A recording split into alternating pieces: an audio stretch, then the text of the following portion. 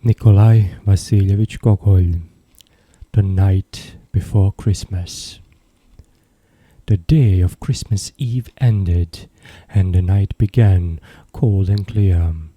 The stars and the crescent moon shone brightly upon the Christian world, helping all the good folks welcome the birth of our Saviour.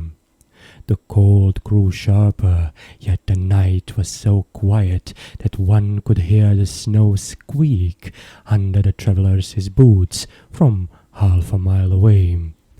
Caroling hadn't yet begun. Village youths weren't yet crowded outside the windows waiting for treats.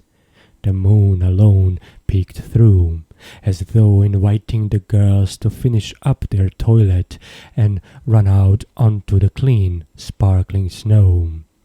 Just then, one of the chimneys began to belch clouds of black smoke, and along with them, straddling a broom, flew out a witch.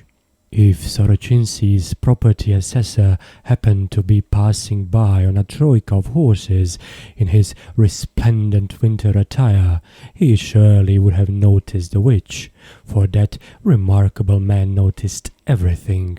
Every piglet, every bolt of cloth in a housewife's trunk, each household article her husband left at the tavern on Sunday. But unfortunately, the assessor wasn't anywhere in the vicinity, and why would he be? He had his own district to mind. Unnoticed, the witch rose so high that one could see only a little speck darting here and there, blotting out the stars.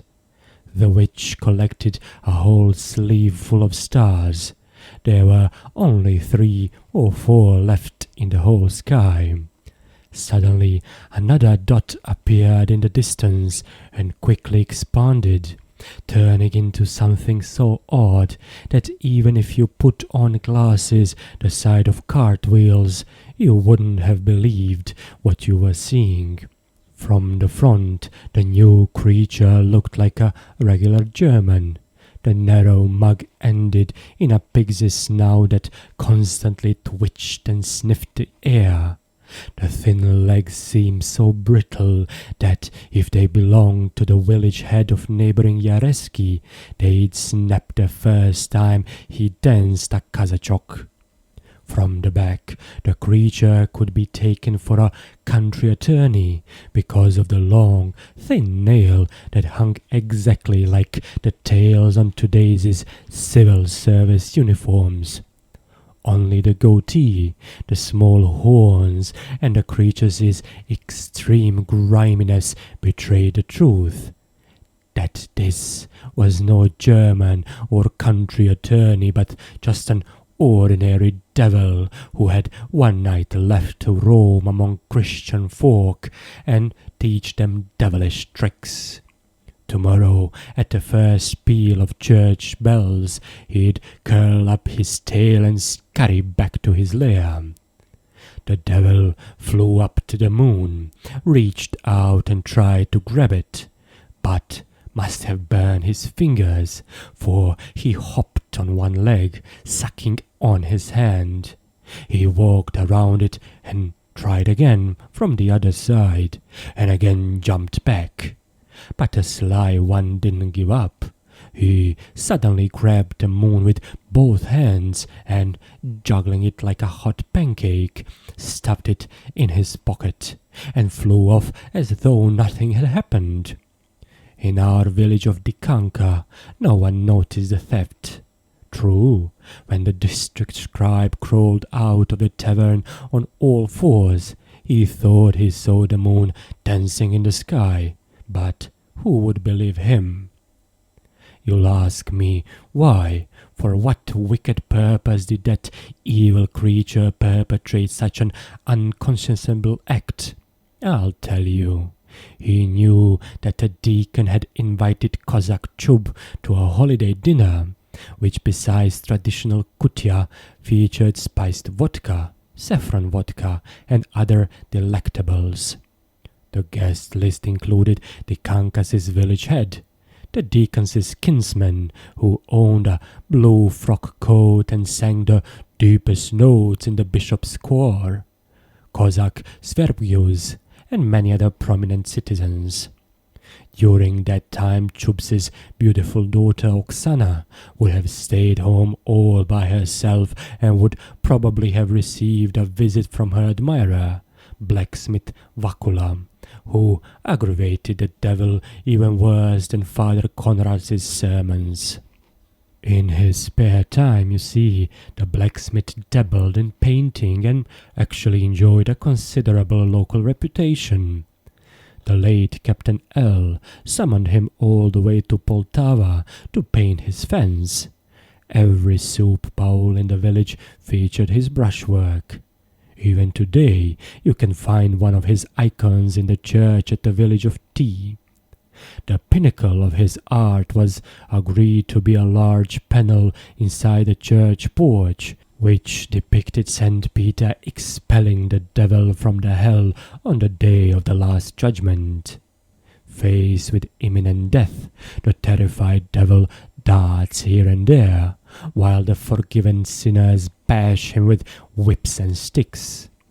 The devil tried everything to stop Vakula from finishing the hateful portrait, shoving his hand, blowing soot on the panel. But despite his heartiest efforts, the painting was completed and nailed to the church wall. And since then, the devil swore to take revenge on its creator. For only one more night could he roam freely and look for a way to pay Vakula back, hence the moon theft. He reasoned that Chub was lazy and hard to stir to action, and that the deacon lived not too close, all the way around the village, past the mill, past the cemetery, and around the ravine. On a moonlit night, maybe spiced vodka could induce Chub to leave his warm bunk above the oven and undertake such a lengthy walk, but on a moonless night, unlikely. The wicked blacksmith didn't get along with Chub, and despite his enormous strength, wouldn't dare visit Oksana if her father were at home. As soon as the moon disappeared into the devil's pocket, it became so utterly dark that no one could have found his way to the village tavern, let alone the deacon's house. The witch, finding herself surrounded by blackness, shrieked in fear, but the devil sidled her up to her, took her gently by the arm, and whispered what men all over the world whisper to the fair sex. Can you believe it? The devil flirting. But that's life. Everyone strives to imitate everyone else. Take our town, Mirgorod. It used to be that only the judge and the mayor owned fancy fur coats, while all the smaller fry wore plain sheepskin and didn't complain. These days, the assessor and junior magistrate both strut around in curly lamb covered with blue broadcloth. God knows how they afford it. Just 3 years ago I saw the lowly town clerk and district scribe shell out no less than 6 rubles a yard for some blue creptachin. The sexton, I've heard, commissioned wide nankeen shalwar pants and a striped worsted vest for the summer. What can I say? Every living creature wants to get on in the world, and the devil was no exception.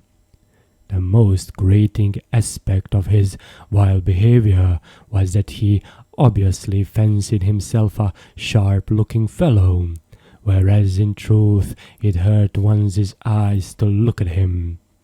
But then the sky and everything below it grew so hopelessly dark that we couldn't tell you what happened between the handsome couple. So, Coom, you haven't seen the deacon's new place yet?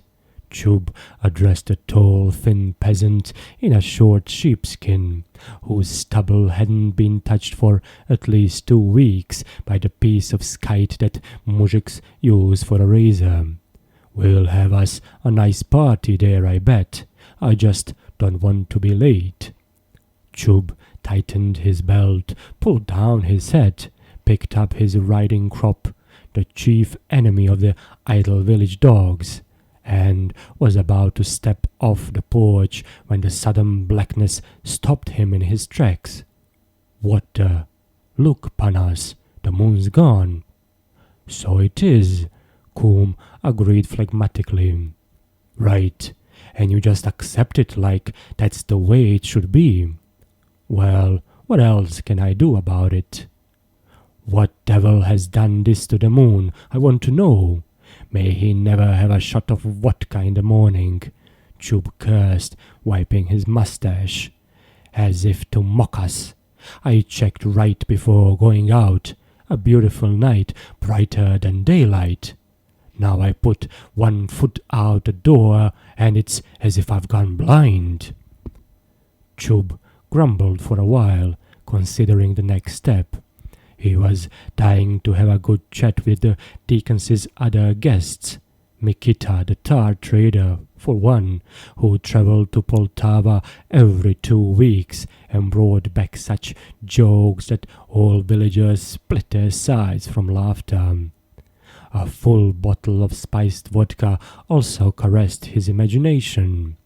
The overall picture was very tempting, but the blackness of the night provoked his bottomless laziness, and he pictured even more vividly his warm cot and himself in it, smoking a pipe and listening through the doors to the carolers outside. If he had been alone, he would have stayed, without a doubt, but Coombe's presence made such an obvious display of laziness rather awkward. Chub finished cursing and addressed his Coombe again. "So, no moon, eh?" "None." "Wonders. Can I have a pinch of your snuff? Such nice tobacco you always have. Where do you buy it?" "Nice. Wouldn't make an old chicken sneeze," Coombe complained, closing his bark snuff box. "I remember old innkeeper Zuzulia once brought tobacco from Nezhin. What a tobacco it was. So, what shall we do, Coombe? Dark outside?" "Let's stay in," Coombe decided, and placed a hand on the door. If Coombe hadn't said that, Chub would have certainly stayed, but now he just had to do the opposite. He took a decisive step off the porch. Immediately he regretted it, but consoled himself that at least he had made a decision. Coombe expressed no disappointment or surprise. He just sighed, scratched his back with a stick, and the two Coombes set off for the Dikan's. "Now, let's see what Chub's beautiful daughter is up to." Oksana wasn't yet 17. The whole world, that is, both sides of Dikanka, talked about her beauty. Young men followed her in hordes, and even if she wore a potato sack, she would have outshined all the girls. Oksana knew her reputation and behaved accordingly. Little by little, her admirers lost patience and settled for less unattainable objects. All except Vakula, who continued his pursuit despite being treated as badly as the rest. After her father left, Oksana sat for a long time at her little mirror, transfixed by her charming reflection. Why did people decide to call me pretty? They just made it up. I'm not pretty at all. But the fresh face in the mirror, with its shining black eyes and a charming smirk, immediately proved the opposite. Still, do they really think my eyes have no equals? And my lips, my nose? And what's so good about my raven braids?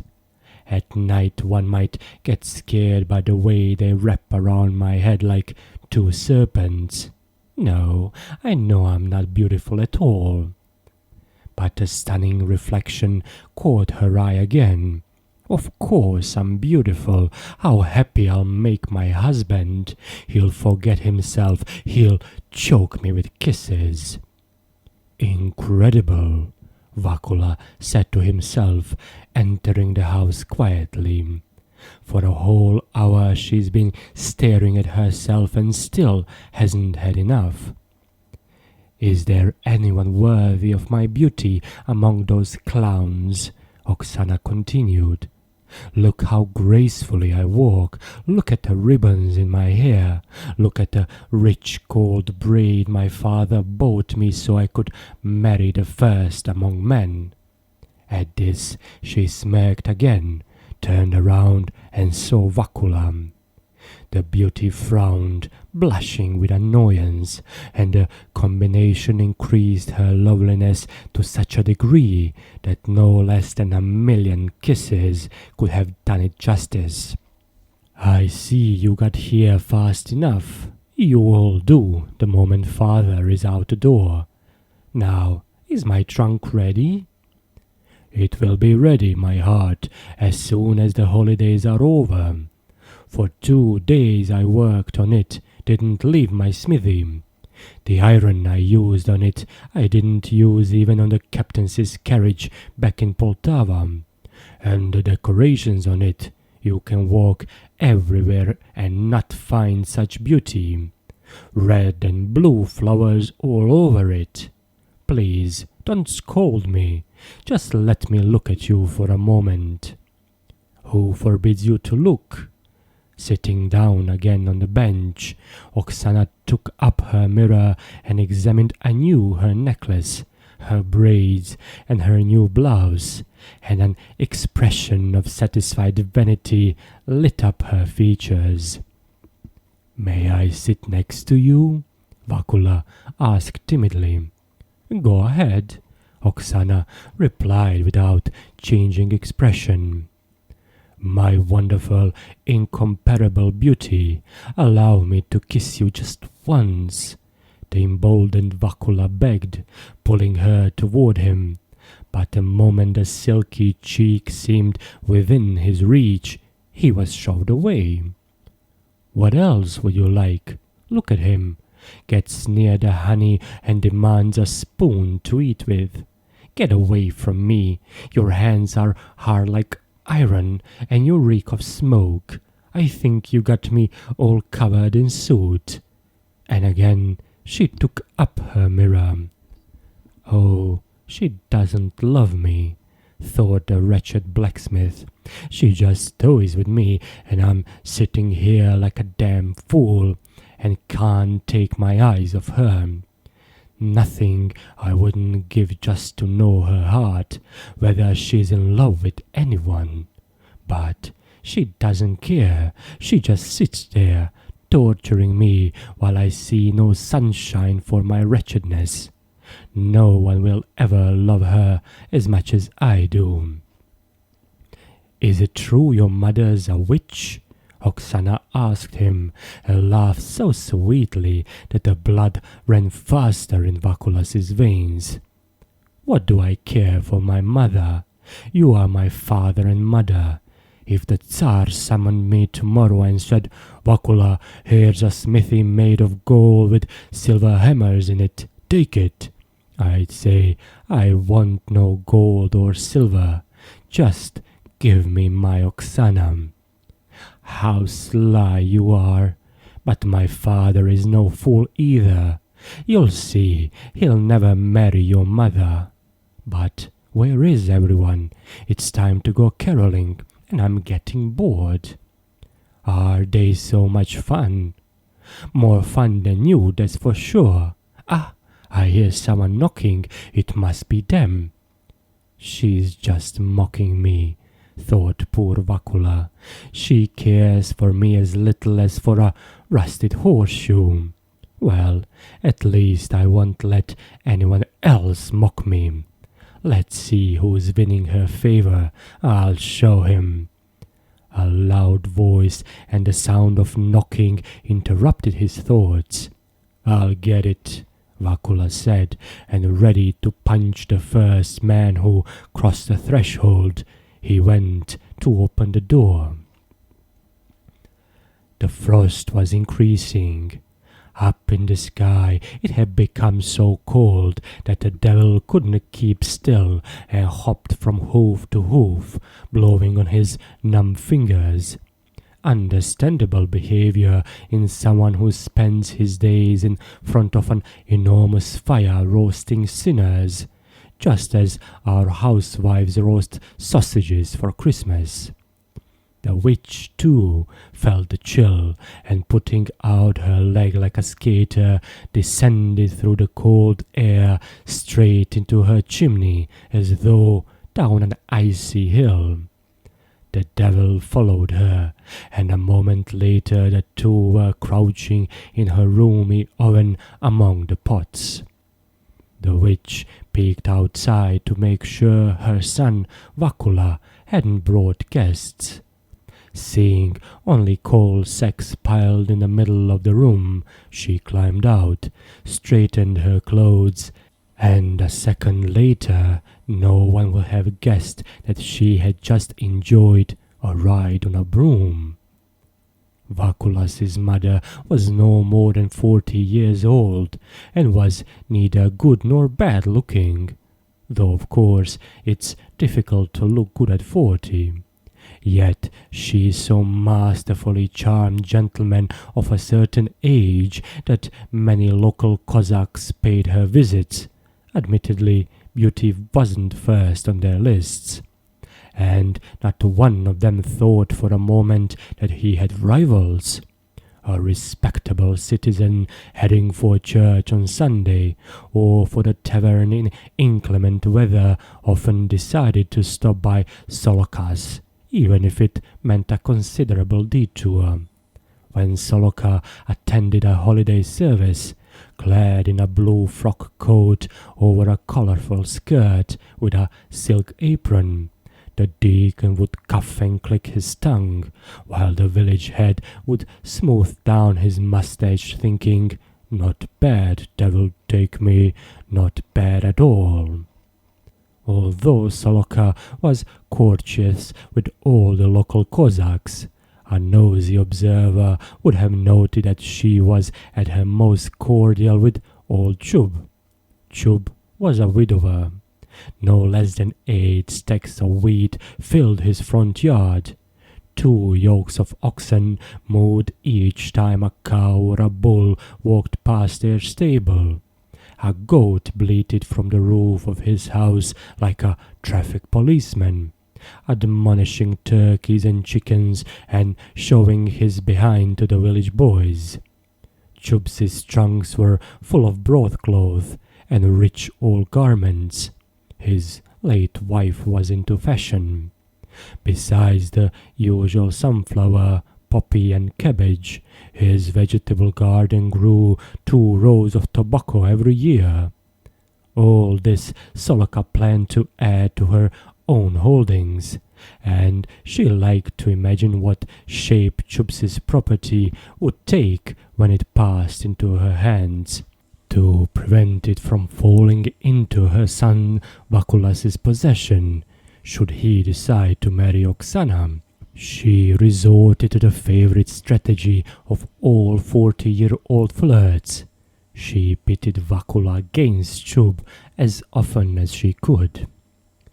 Solokas's sly tricks inspired local gossip that she was a witch. A village youngster saw her tail, as big as a spindle.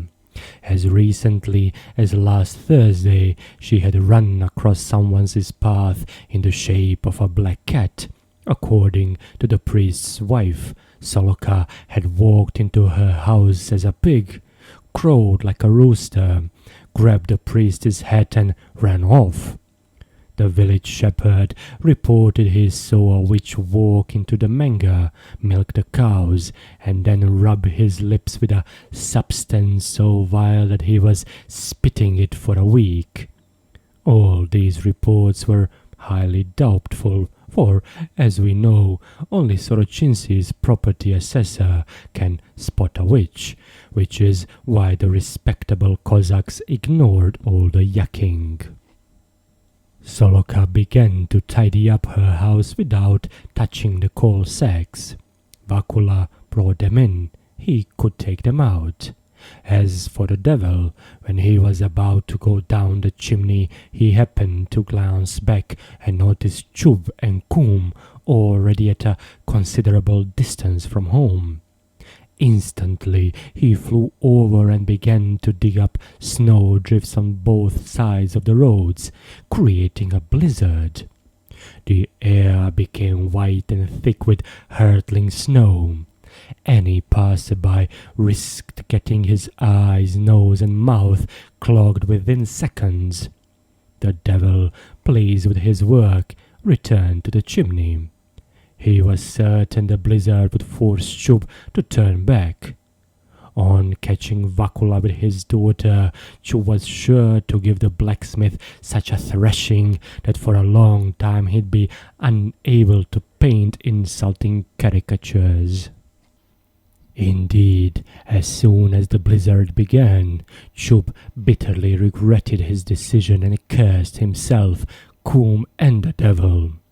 Chub's cursing, truth be told, wasn't altogether sincere. He welcomed the blizzard as a respectable excuse to turn back, which is what they promptly did. The wind now blew at their back, but they still couldn't see anything. "Stop! We've lost the road!" Chub yelled out to Kum. "You go look for it over there, and I'll look over here." The road, however, was nowhere to be found. The only discovery Kum made, ploughing back and forth through the deep snow, was the tavern. It excited him so much that he forgot about Chub and the Dikanka's party and hurried inside, shaking off the snow. In the meantime, Chub found the road and soon afterward his house. He yelled out to Kum but got no response. The house was half buried in snow. Chub banged loudly on the door, summoning his daughter. But then he heard the blacksmith bark, "What do you want?" Chub stepped back into the snow. "This can't be my house," he thought. "The blacksmith wouldn't dare come here. On the other hand, it's not his house either. I know, it's lame Levchenkos's. He recently took a young wife. His house looks like mine, but Levchenko is at the Dikanka's party, so why is the blacksmith here? Ah, I see. He visits Levchenko's wife. Who are you and what business have you here?" Vakula repeated more sternly, stepping closer to the indistinct shape. "I'm not telling him who I am," thought Chub, "or the mean bastard will slug me." "I'm just a poor caroller, dear host," he replied, changing his voice. "Go to the devil with your carols. Go on now." Chub was of a mind to oblige, but he also felt annoyance at being ordered by the blacksmith and felt the need to talk back, as though the devil himself were provoking him. "What are you yelling for? It's Christmas Eve. I came to sing carols is all." "Words aren't enough to send you off, eh?" And Chub received a painful jab on the shoulder. "Geez, you really late on," Chub grumbled, stepping back, and immediately received another blow on the back. "Off with you," barked the blacksmith and slammed the door shut. "He thinks I won't find a way to rein him in. I'll go straight to the chief. He'll take care of that oaf, no matter he's a blacksmith and a painter. My back is probably all black and blue.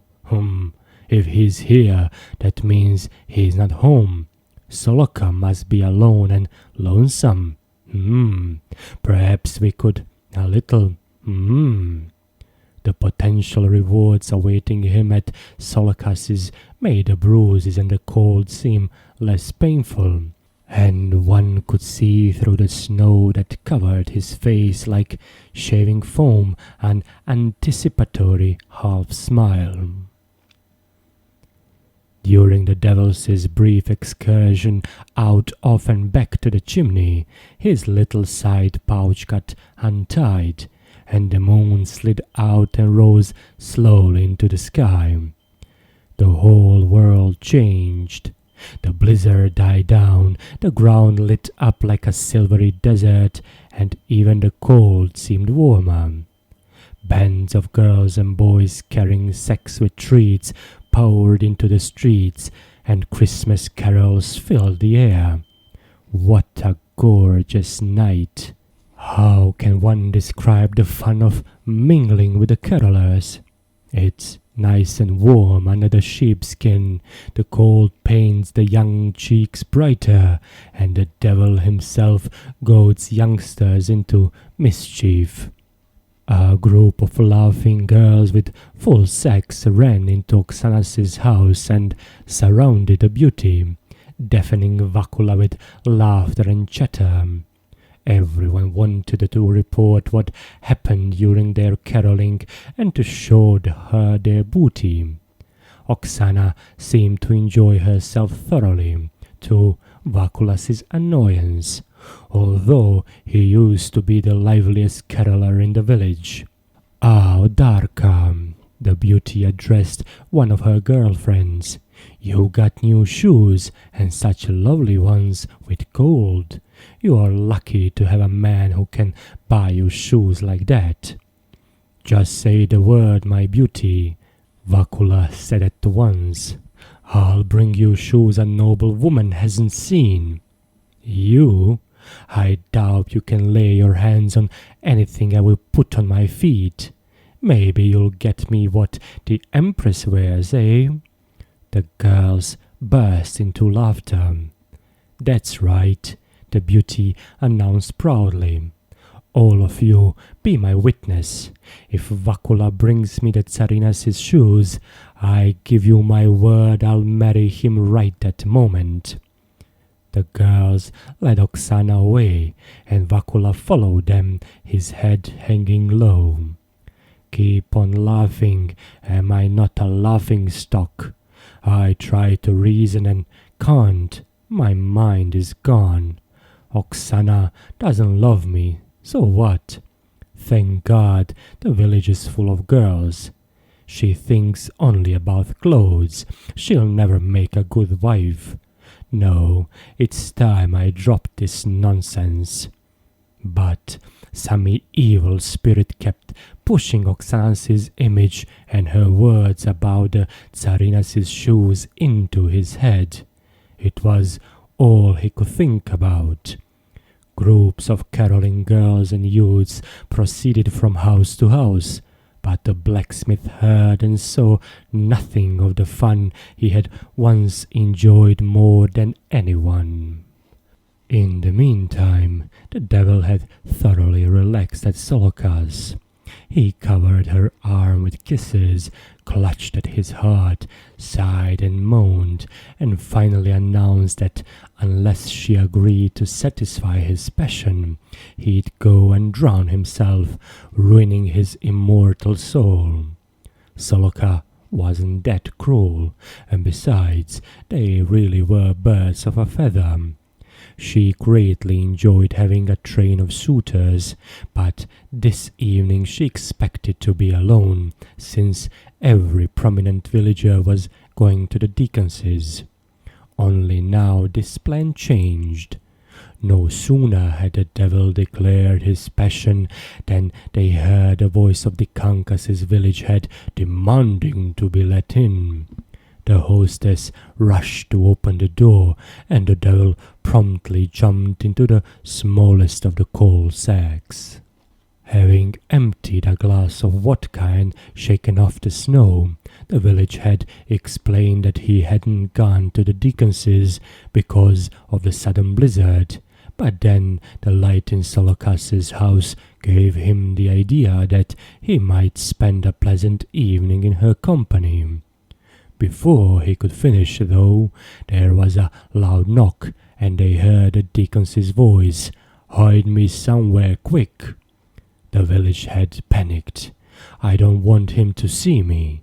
Soloka pondered hard where to conceal her corpulent admirer, then emptied the coal into the tub and stuffed the village head with all his outer garments into the largest sack. Striding in, grunting and rubbing his hands, the deacon announced that no one had come to his party, but that he was glad of the chance to have himself a little party with her, and so had braved the blizzard. Then he sidled up to the hostess, coughed, smirked, and with his long fingers touched Solokas's full white arm. "And what's this you have here, gorgeous Soloka?" he asked with a sly smile, taking a step back. "Can't you see? It's an arm." "Huh, an arm." And satisfied with such a beginning, the deacon strolled around the room. "And how about this, dearest Soloka?" And he touched her lightly on the neck.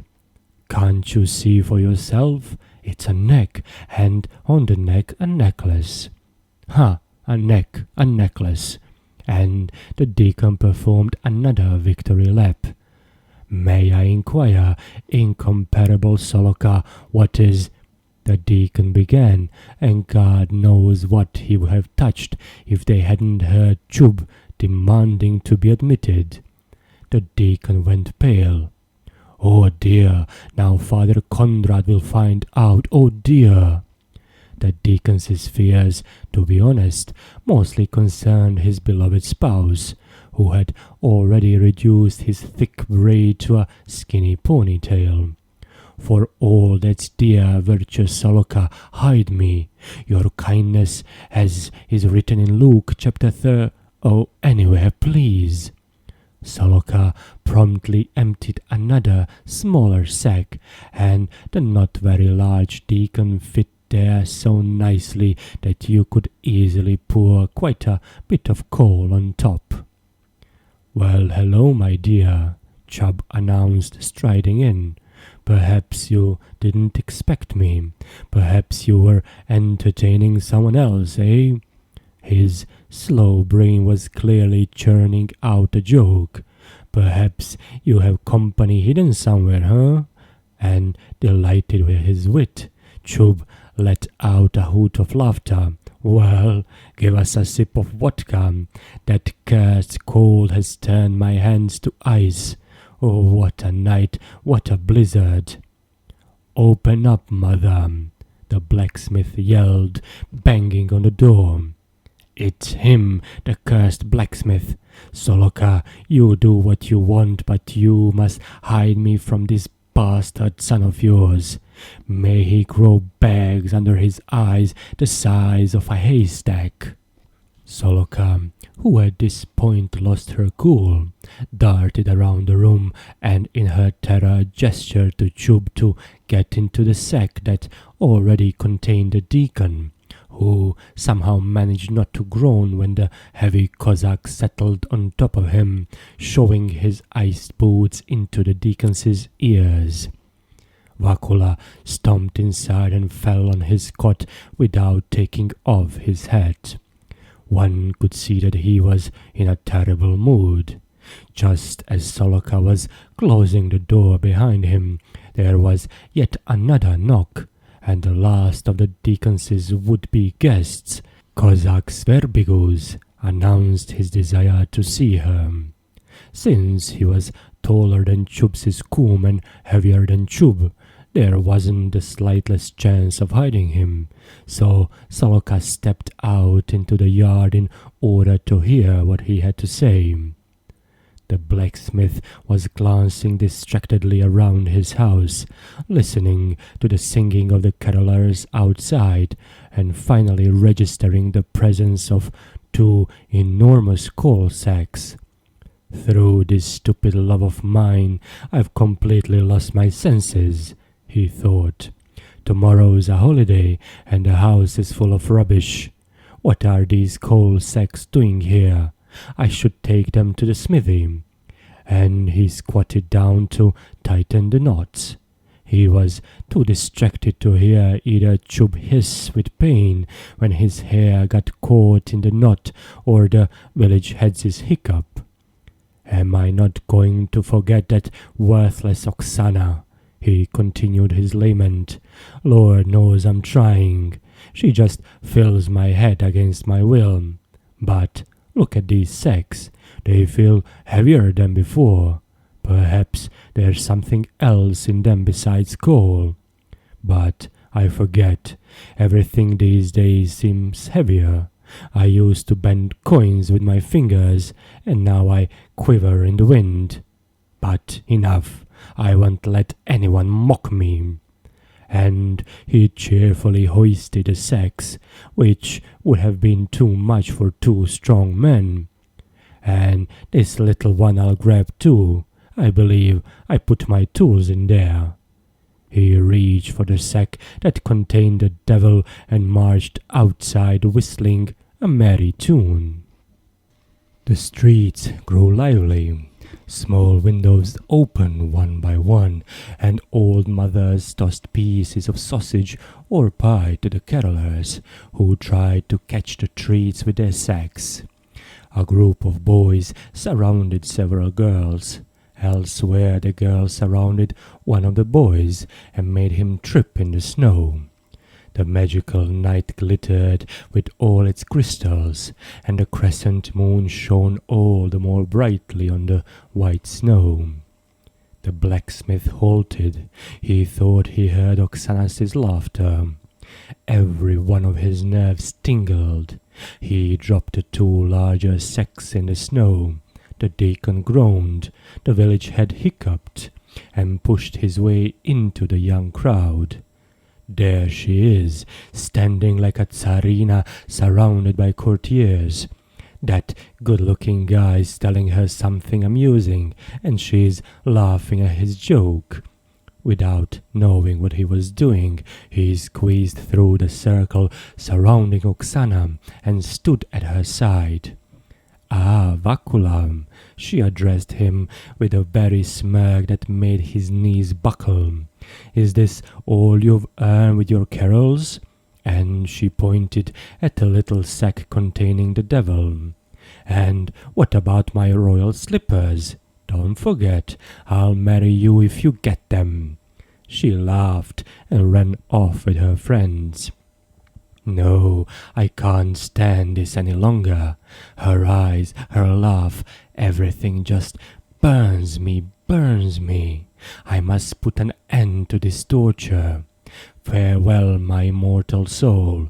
Hello, the cold river. With a decisive step, Vakula approached Oksana. Goodbye, Oksana. Find yourself a fiancé you want. Torture anyone you want. You won't see me again in this life. The beauty seemed taken aback and was about to say something, but Vakula just waved and walked off. Where to, Vakula? His friends shouted. Farewell, friends. God willing, we'll see each other in the next life. Tell Father Konrad to pray for my sinful soul. Sorry I never had a chance to paint those candles. Give my things to the church. Farewell. He's lost his mind, the young man said. Oh, the ruined soul. An old woman passing by mumbled. I must go tell everyone that the blacksmith has hanged himself. Vakula ran a couple blocks, then stopped to catch his breath. What's the hurry? He thought. There's one last thing left to try. Round Patsiunk. They say he's familiar with all the devils and can do anything he pleases. What's the difference? My soul's lost anyway. The delighted devil bounced up and down behind his back, but the blacksmith smoothed the sack with a hearty slap and strode off to round Patsiuk's. This Patsiuk had once belonged to the Zaporozhian host, but whether he was expelled or left willingly, no one knew. He had settled in Dikanka 10 or 15 years ago, and at first lived like a true Zaporozhian, did nothing useful, slept 3/4 of the day, ate for 6 farm hands, and emptied a bucket of horilka at a time. There was room enough, it must be noted, for all that nourishment, for despite his short stature, Patsiuk was fantastically wide in girth. He also wore the widest shalvar in the village, so when he walked it was as though a wine barrel glided along the street. Days after his arrival, it became known that Patsiuk had a way with diseases, and could cure anything just by whispering. Lately, though, he had stopped leaving the house, either because of his exceptional laziness, or because he could no longer squeeze through his door. Those in need of his services had to come to him. Not without trepidation, Vakula opened the door. A remarkable sight met his eyes. Patsiuk was sitting on the floor in front of a small barrel with a bowl of noodles on top, and, without touching it, was slurping the broth and swallowing the noodles. Well, well, Vakula thought, this one is even lazier than Chub. At least he eats with a spoon. Vakula cleared his throat. I have heard, dear Patsiuk, please don't take this in anger, that, well, you are rather familiar with the devil.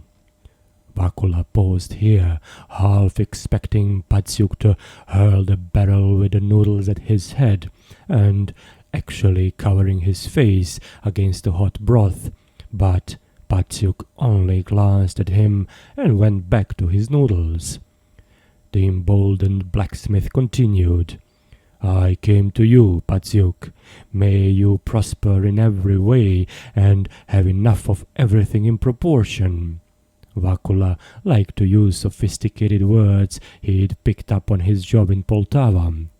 I came to you because nothing else helped me, and you are my last resort.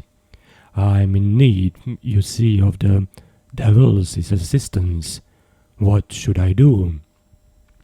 If you need the devil, you should go to the devil, responded Patsiuk without raising his head from the bowl. That's why I came to seek your favor. And Vakula bowed again. Except for you, no one seems to know the way. Patsiuk continued with his slurping. I beg you, dear neighbor, don't deny me this. Anything you need, pork, sausage, buckwheat, cloth, or anything else, as is customary among good neighbors, just tell me. Would you approximately describe the way? If a man carries the devil on his shoulders, he doesn't have far to go, Patsiuk said indifferently, without changing position. Vakula stared at him with his mouth open, as though ready to swallow the very first word of explanation like a noodle. But Patsiuk said nothing else.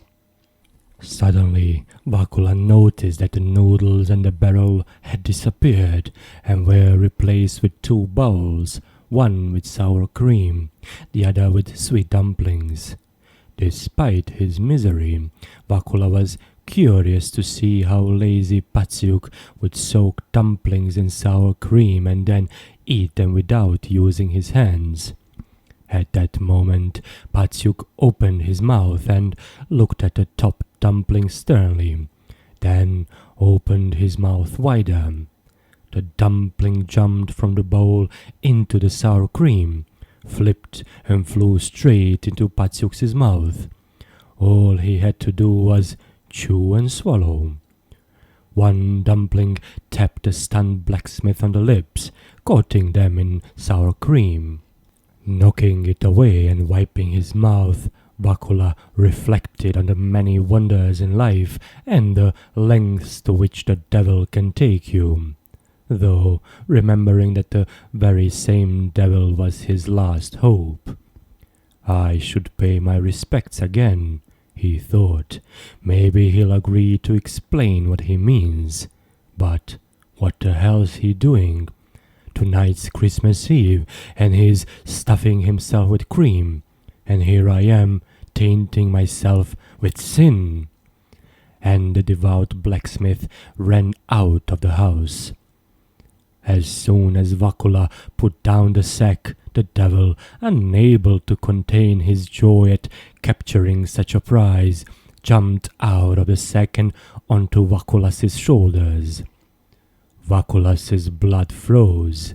He was about to make the sign of the cross, but the devil lowered his snout to Vakulas's right ear and whispered sweetly, "Don't, I'm your friend, your only friend. I'll help you out. Oksana will be yours tonight." The blacksmith pondered this. "Agreed," he said finally. "For this price I'll be yours." Delighted, the devil bounced up and down. "I got him," he thought. "I got him. Now all the caricatures will be paid for." He couldn't wait to see his colleagues' reaction when they found out he had ensnared the most devout Christian in the village. He giggled, imagining how he'd tease his tailed co-workers, especially one lame devil who fancied himself the first of tricksters. He hurried to seal the deal. As you've probably heard, there's a little matter of a contract. "Sure, I've heard. Blood, right? Here, I got a nail in my back pocket." And Vakula reached behind and grabbed the devil by the tail. "Stop your joke, silly," the devil giggled.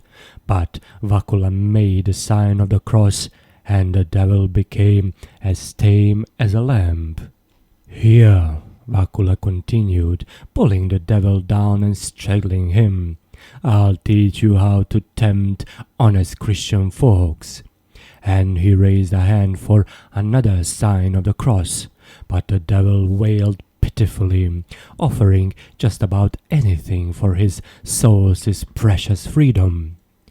"This is how you sing now, cursed German. Get moving, go." "Where to?" the devil asked sadly. "To St. Petersburg, to see the Tsarina. Go fast as a bird," Vakula ordered him, and almost swallowed his tongue when he felt himself rising in the air. For a long time Oksana stood pondering Vakulas's last words. An inner voice told her that she had overdone it this time, that he might actually do something desperate. For example, stop calling her the first beauty of Dikanka.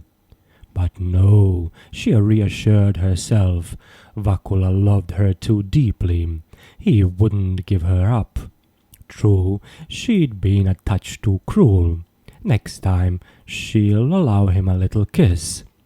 Satisfied with this decision, she skipped off merrily with her girlfriends. Suddenly, they stopped. "Just look at those monstrous sacks the blacksmith has dropped. Folks must have given him half a sheep for his caroling. We'll be feasting for weeks." "Let's take them to my house for a good look," Oksana suggested. "Too heavy, we can't lift them." "Let's fetch the sled." And the girls ran away. By then, the prisoners had grown pretty bored. Even the deacon, who had poked himself a sizable hole. If it were not for the spectators, he would have come out. As it was, he only groaned under Chubs's indelicate footwork. Chub, feeling that he was sitting on top of some supremely bumpy object, desired freedom no less. On hearing his daughter's directive, he decided to save himself a walk through the snow and wait for the ride home. Unfortunately, just when the girls left to fetch the sled, Chub's Coom stepped out of the tavern in the worst of spirits. The proprietress had refused him credit, and as for the generous, God-fearing villagers who might have treated him to a nightcap, they were all feasting at home with their families.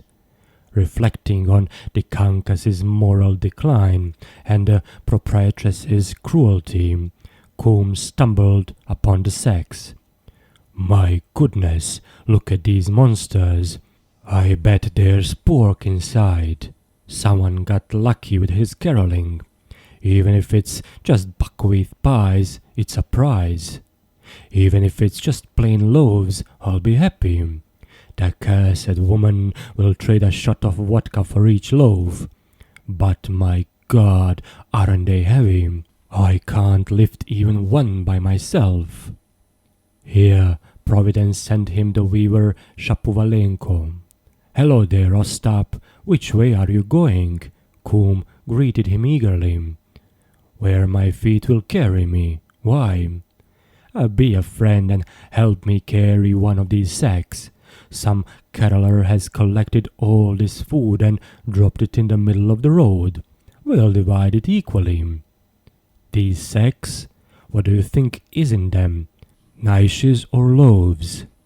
"Could be both." They pulled out a couple of sticks from the nearest fence, hung one of the sacks on them, and hoisted the sticks on their shoulders. "So, where shall we take it? To the tavern?" "I'd take it to the tavern, but the damned woman won't believe it's ours. She'll think we stole it. Besides, I've just been there. No, let's take them to my house. Wife's not home." "You sure about that?" "Hey, you think I'd offer if she was? I haven't lost my marbles. She'll be out with the hags till morning." "Who's there?" thundered a voice from inside the house when the partners stumbled onto the porch. Coom and the weaver froze. Coom's wife was the kind of treasure that's not all rare in this world. Like her husband, she was out all day, fawning over wealthy housewives who fed her. The spouses fought only in the morning, when they briefly intersected. Their house was twice as old as the district scribe's shalvar. Parts of the roof were completely bald. The fence was practically non-existent. The oven remained cold for days in a row. Coom's gentle wife hid from her husband as well as she could everything she procured from the soft-hearted neighbors, and often took away his loot if he was too slow to pawn it at the tavern. Despite his phlegmatic nature, Coom didn't cede his booty without a fight, and left the house almost daily with two black eyes, while his better half crawled on her rounds of the neighbors, groaning and rubbing her back, and complaining volubly about her husband's mistreatment. Now you can appreciate the partners' shock. They dropped the sack and tried to block it, but too late. The old eyes were trained to see exactly such shapes. "Aha, what is this?" the lady inquired with the excitement of a hungry vulture. "Good caroling, you two. Only I think it's not yours. You pinched it somewhere. Now let us take a look, right away." "A devil might let you have a look, not us," Coom responded, drawing himself up. "That's right," the weaver piped up. "We caroled for this sack, not you. Stay away from it." "You'll show me, you worthless drunkard," and the gentle wife punched her tall husband on the chin and made for the sack. The partners closed ranks and bravely repulsed the first attack. But before they had a chance to regroup, the enemy reappeared swinging an iron poker. She worked it deftly, hitting one on the back, the other on the knuckles, and before they knew it, the partners were separated from their sack and shoved into the corner. "That poker of yours," complained the weaver. "What's it made of?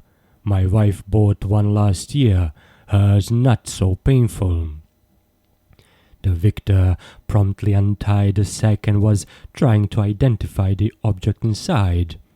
"Goodness, it's a whole pig," she concluded delightedly, eliciting a new torrent of grief from the corner. "Come, let's take it back," the weaver was encouraging Coombe. The partners stepped forward, full of fresh resolve, and the lady lifted her poker. But at that moment Chub stepped leisurely out of the sack, stretching as though after a good sleep. "Goodness, and that stupid cow kept saying it was a pig," Coombe muttered. "How did he get into the sack? Look at the size of him." "Goodness take me, it's Coombe," he exclaimed, recognizing Chub. "Who did you think it was?" Chub chuckled. "But don't lose hope. There was something squirming around underneath me. Could be a pig or piglet." The partners attacked the sack from one side, the lady from the other, and the battle would have resumed if the deacon, seeing that he had nowhere to hide, hadn't shown his burning face. The wife let go of the leg she was pulling. The weaver muttered something about the end of the world. Chub was stunned. The deacon in Solokas's sack. She must have had 2 men stashed in each sack all that time. And I thought she received only me. Devil take that woman. The girls were a little disappointed to find one of the sacks gone, but the other was still there, and they hoisted it on the sled and raced over the new snow. One or the other of the girls would jump on top of the village head, who had resolved to take the abuse stoically and only hiccuped. He was afraid the girls would think he was a devil, take fright and run away, leaving him in the snow until the next morning. Finally, with laughter and giggles, the girls flung open the door to Oksana's house and dragged the sack inside. The hiccups that tormented the village head for an hour turned into a loud cough. The girls ran out the door screaming. "Why on earth are you running like the house is on fire?" Chub asked them walking in.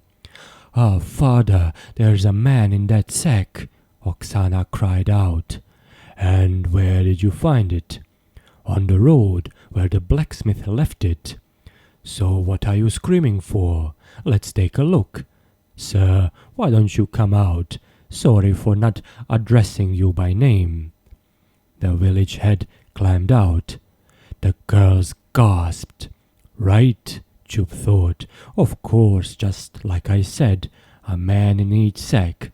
Soloka, Soloka." "Well," the village head addressed Chub after a pause. "How's the weather outside? Cold?" "Chilly, but not too bad. Tell me, how do you polish your boots? With lard or with tar?" He meant to ask how the village head had found himself in the sack, but somehow his lips formed an entirely different question. "Tar's better," the village head replied, pulling on his hat. "Well, so long, Chub," and he strode out of the house. Chub stood gaping. How come I asked him about the boots? But Soloka, what a devil of a woman! Look at her, a saint, never touches meat on a holiday. But let us leave Chub to lament Solokas's betrayal and follow Vakula, because it's getting late. It must be after 8.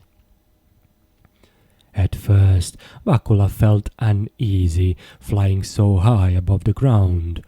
Passing under the crescent moon, he actually had to duck. But little by little, he recovered and began to tease the devil, who sneezed and hiccuped every time Vakula touched his little cypress cross. Everything glittered in the bright moonlight. The air was a transparent silvery mist. One could see everything that was happening in the sky. A wizard racing his cauldron, stars playing hide and seek, a group of ghosts hanging together like a cloud, a devil dancing in the moonlight, a broomstick returning home after transporting a witch. All kinds of riffraff flew past them. Every creature slowed down to take a look at the blacksmith riding a devil, then continued on its way. Suddenly they saw a whole ocean of light. They had reached St. Petersburg. On approaching the city gate, the devil turned into a magnificent mount, and Vakula rode horseback into the capital.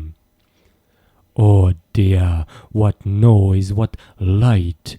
Enormous 4-story buildings lined the streets, trapping the noise from hooves and wheels. Bridges shook under the carts and carriages. Footmen and drivers screamed at each other. Snow screeched under countless sleds. Terrified pedestrians clung to the sidewalks, and their gigantic shadows danced on the walls, reaching the chimneys. The stunned blacksmith stood gaping, feeling every building watch him with fiery eyes. He saw so many gentlemen in expensive fur coats that he didn't know when to tip his hat. My God, how many gentlemen and ladies! Look at all that fur and broadcloth. Everyone who wears them must be at least a senator. And those who ride in those wondrous carriages with glass windows must be, if not mayors, then at least police chiefs. The devil interrupted Vakula's reflections. Did Vakula intend to proceed directly to the Tsarina? Oh Lord, help me, no. Somewhere in the city must be the delegation of Zaporozhian Cossacks who passed through Dikanka in the fall. I better ask them for counsel. Climb into my pocket and take me to the Zaporozhian delegation, Vakula ordered the devil. Instantly, the devil shrank and disappeared into Vakula's pocket. Without knowing how, Vakula found himself in front of a large building and then in a gleaming room, where on the couches along the walls were sitting the Zaporozhian delegates, puffing on the strongest homegrown tobacco. Vakula bowed. God bless you, gentlemen. What a joy to see you again. The delegates didn't recognize him at first. It's me, Vakula the blacksmith from Dikanka. Remember? You stayed with us for 2 days. May the Lord send you prosperity in everything. I changed the tire on your front wheel. Ah, it's that blacksmith who paints prettily. Well, brother, what brings you here? Wanted to take a look. They say in St. Petersburg, city big, eh? The same Cossack interrupted Vakula, showing off his Russian, but Vakula held his ground. City big, sure, he answered in the same language. Huts all big, pictures too, letters on signs, all gold to the extreme. Wondrous proportion.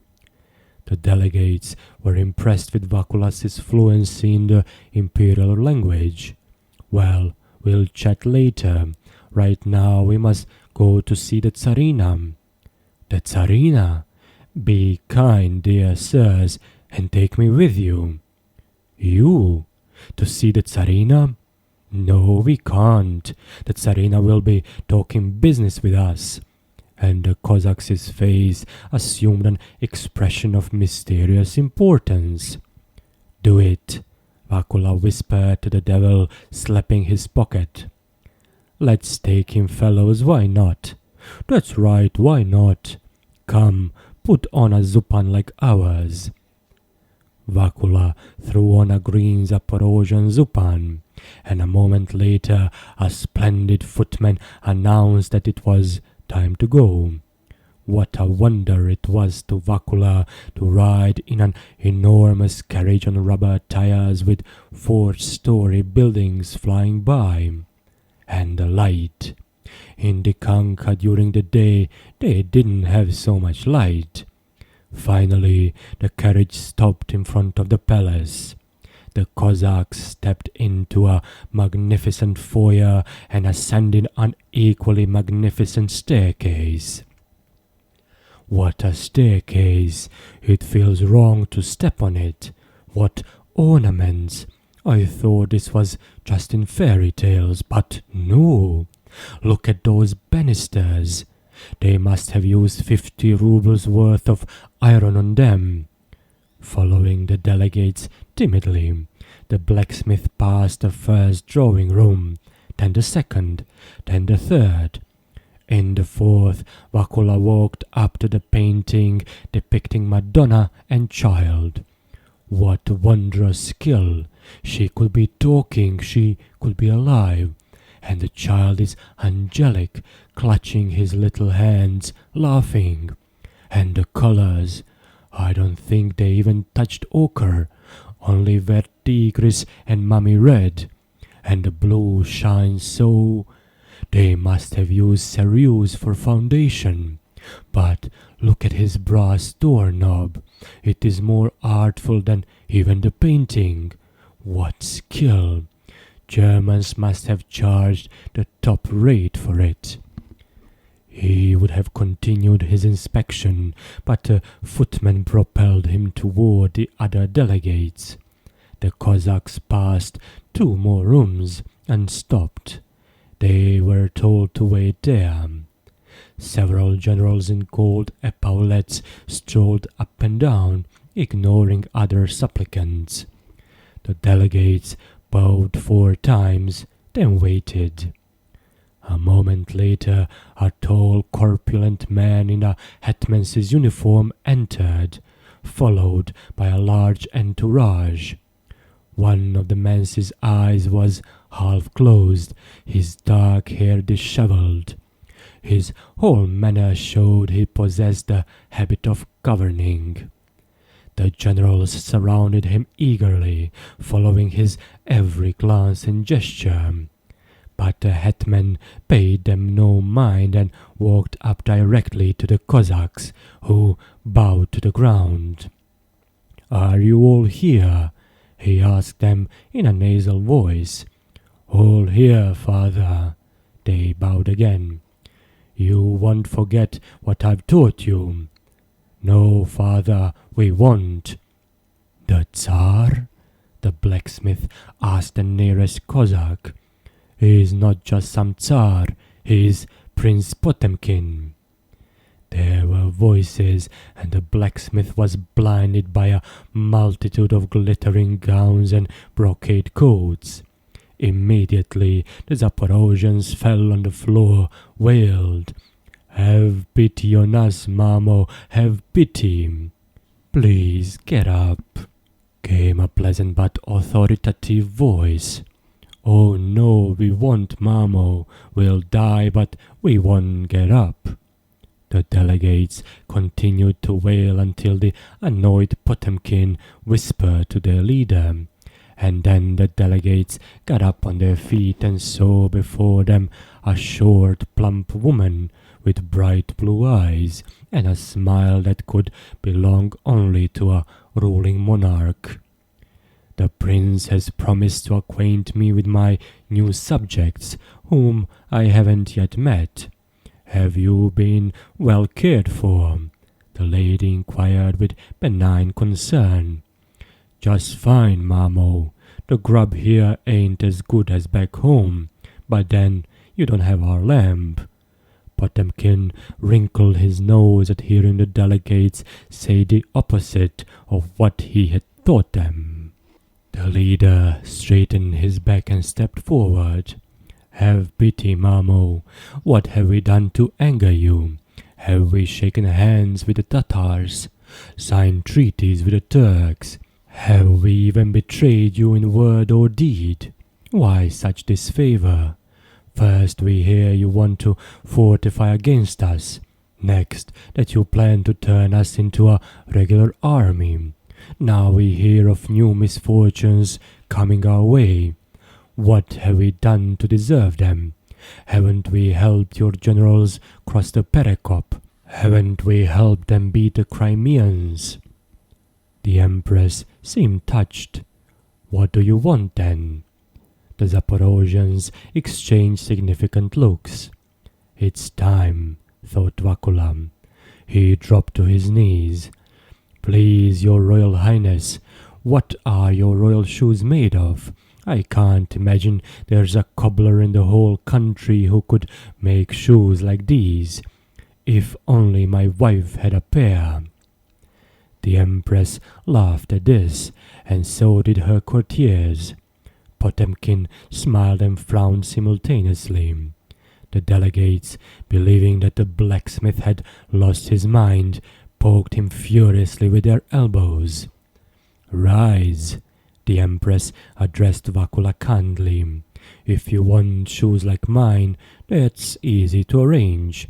Right away there, bring him my most expensive pair, the ones with gold embroidery. Indeed, I find his simple manner appealing. He is a worthy subject for your pen. She addressed a pale, modestly dressed man. Your Majesty is too kind. The man bowed. This subject requires at least La Fontaine. No, I'm still quite taken with your brigadier. But tell me, she said, turning again to the delegates, I've heard that Cossack warriors never marry. Sure we do, Mamo. It won't do without a wife, answered the same Cossack who, for some reason, used the roughest idiom with the Empress. Some clever politicking on his part, Vakula guessed. We ain't some monks, we are plain sinners. There are many of us who have wives, some in Poland, some in the Ukraine, some as far as Turkey, only they don't come out with us in the Sich. In the meantime, a pair of shoes was brought out for Vakula. My God, look at these. If you skate in shoes like these, then what kind of feet must you have? Made of sugar, I imagine. The Empress, who did in fact possess exceptionally lovely feet, couldn't help but smile at this compliment and at the blacksmith himself, who, despite his olive skin, looked quite dandy in his Zaporozhian dress. Encouraged by her benign attention, the blacksmith was about to interrogate the Empress on everything he had always wanted to know, whether it was true, for example, that emperors eat only honey and bacon, but, feeling his neighbor's elbows, decided to stay quiet. When the older delegates began to inform the Empress about their customs, he stepped back and whispered, "Get me out of here." And a moment later he was already beyond the city line. He drowned, I'll swear to it on anything, the weaver's wife declared to the congregation of Dikanka's housewives. What am I, a liar? Did I steal a cow from any of you? Or did I jinx anyone so now folks don't believe me? Shouted another female with a purple nose. May I never drink water again if old Pepperchika hadn't seen with her own eyes that the blacksmith hanged himself. Vakula hanged himself, the village had wondered, stepping out of the Chups's house. He stopped and joined the matrons to hear more. Water, you, the weaver's wife screamed back at the purple nose. You meant vodka for sure. You have to be crazy to hang yourself. drowned, I'm telling you, as surely as I know that you've just been at the pub. You worthless hussy, you shame me with a pub, and who receives the deacon every night? The weaver's wife turned scarlet. Deacon? What deacon? What are you talking about? Who said anything about my deacon? The deacon's wife sang out, approaching the speakers. I'll show you, deacon. This one here.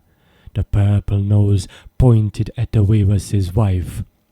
So it's you, slut, it's you, ugly witch, who casts spells on my deacon and feeds him poison to make him come back. May you never see your children again. And the deacon's wife spat at her rival, but instead hit the village head. Ah, you dirty mongrel, yelped the village head, raising his whip. This caused the ladies to disperse with loud swearing. The village head continued to curse and wipe away the spit. What filth! So the blacksmith drowned. My God, what a painter he was! And what scythes and plows he made!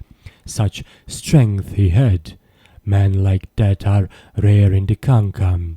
Come to think of it, when he carried me in that sack, I noticed the poor wretch seemed upset about something, and I was thinking of taking my piebald mare to him to be shod. Full of these Christian thoughts, the village head walked slowly into his house.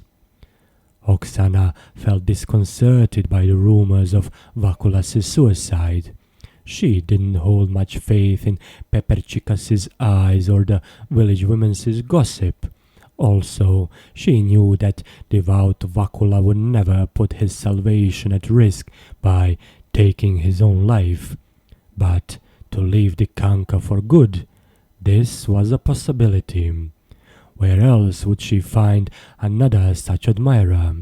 And didn't he put up with her longer than the rest? The beauty tossed and turned in her bed all night, and by morning was up to her ears in love with Vakula. Chub didn't express much emotion on learning about Vakulas's fate. He was too preoccupied with Solokas's betrayal to think of anything else. Christmas morning came. Before daybreak the church had filled with people. Older women in white kerchiefs gathered near the door. Wealthier housewives in yellow and green cardigans congregated in the middle. Girls sporting a whole shop's worth of ribbons and beads were trying to get near the icons. Men filled the front, mujiks with thick necks and thick moustaches, wealthier villagers in brown hooded cloaks over white and blue tunics. Everyone looked festive. The village head was smacking his lips, envisioning how he would break his fast on Christmas sausage. The girls, how they would go skating with the boys. The old women mumbling their prayers with particular zest. The whole church echoed with the sound of Sverbiguse's forehead hitting the floor before the altar. Only Oksana stood sad and forlorn, thinking about Vakula, tears trembling on her eyelashes. Her girlfriends didn't suspect a reason for her misery. Others, too, were thinking about the blacksmith. The deacon had lost his voice during the ride in the sack and could barely squawk.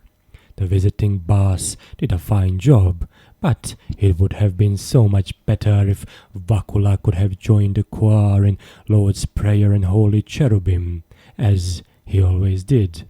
Besides, he was the church warden. Matins were over, then the liturgy. But where was Vakula? Vakula flew home even faster than before. In no time he was standing in front of his house, just as the roosters began to crow. The devil was about to run for it, but Vakula caught him by the tail. "Oh no, I haven't thanked you yet." and he smacked the devil 3 times with a switch before letting him go. Then he flopped on in the hay and slept until lunch. Upon waking and seeing the afternoon sun, he realized he had slept right through matins and liturgy, a serious trespass on such a great holiday. The devout blacksmith decided that God had sent him that sinful sleep to punish him for contemplating suicide, and vowed to go to confession that very week and to perform 50 vows daily all year. His house was empty. Soloka hadn't yet returned. With great care he unwrapped the royal shoes and again marveled at their craftsmanship. From the trunk he took out a new hat of curly lamb with a blue top and a magnificent embroidered sash, wrapped these gifts in a kerchief together with a crop, washed himself, put on his Zaporozhian dress, and went directly to Chups's. Chups's eyes popped when he saw Vakula on his doorstep. He didn't know what amazed him more, the fact that Vakula had risen from the dead, or that he had dared to show his face. He was even more amazed when the blacksmith opened the kerchief and knelt before Chub. "Here's a crop. Hit me with it as hard as your heart desires, only don't hold a grudge. Remember that you and my late father were friends, broke bread and drank vodka together." It pleased Chub immensely to see the blacksmith kneeling at his feet. The blacksmith who tipped his hat to no one in the whole village and bent coins like pancakes. He took the crop and slapped Vakula 3 times across the shoulders. "Here, remember to respect your elders. Now, let's forget everything that's passed between us. Tell me what you want." "Let me marry Oksana." Chub sighed, glanced at the superb hat and sash, remembered Solokas's betrayal, and said decisively, "So be it. Send the matchmakers." Oksana walked into the room and gasped with joy and amazement. "Look what shoes I brought you. The Empress herself wore them." No, I don't need any shoes." And she blushed deeply. The blacksmith walked up to her, took her by the hand, and gently kissed her. The beauty lowered her blushing face. Never had she looked lovelier. When the late bishop, may he rest in peace, passed through Dikanka, he praised the beauty of its landscape and then stopped in front of a new house. A beautiful young woman holding a baby bowed to him from the porch. "Whose is this painting of a house?" the archbishop exclaimed. "Vakula the blacksmith's," replied Oksana, for it was she. "Fine work, very fine," the bishop said approvingly, examining Vakulas's art. And there was plenty to examine. All the windows had scarlet borders, and on the doors Vakula had depicted Cossacks on horseback with pipes in their teeth. The bishop was even more impressed to learn that Vakula had fulfilled his vow and painted the entire left choir of the church with red flowers on a green background. But that wasn't all. Beside the church door he had drawn a portrait of the devil in hell, so unspeakably ugly that everyone spat at it as they walked in. If a mother wanted to distract a fussy baby, she'd bring it closer to the painting, saying, "Here, look, what a yakakaka," and the fascinated child would hold back its tears, clutching at its mother's breast.